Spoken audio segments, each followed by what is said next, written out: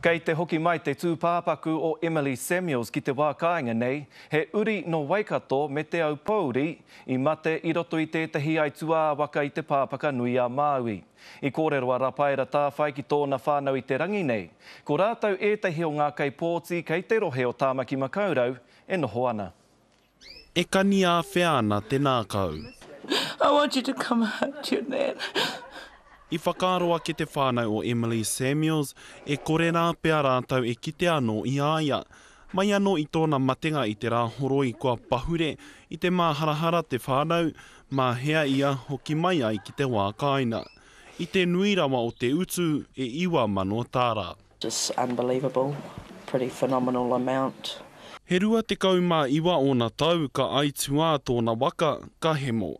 Ka mahu e hoko ana tamariki tokowha me te whānau whānui I Tāmaki Makaurau nei.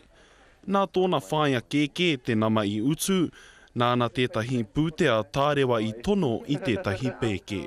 I just wanted to know that I hate her for putting us through this, but we love you, we're going to miss you.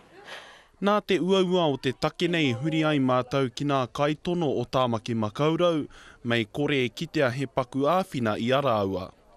Kāre taia e te mineta ki te tuku pūtea ki a rātou, nā te nuinga ngā tūpāpaku e hoki mai. Ko te tai huarahi pēr, hei whakapānga mā rātou ko tō rātou iwi. Kia hoki mai a Emily ki tōna ūkaipō, koinei tōna takotoranga whakamutuna, rā te marae o te poia. I te motu e tuku ana I a rātou pōti a pōpō, ko tā te whānau mahi he whakatau I te tūpāpaku o tā rātou uri. Rā pai te tāwhai, te karere.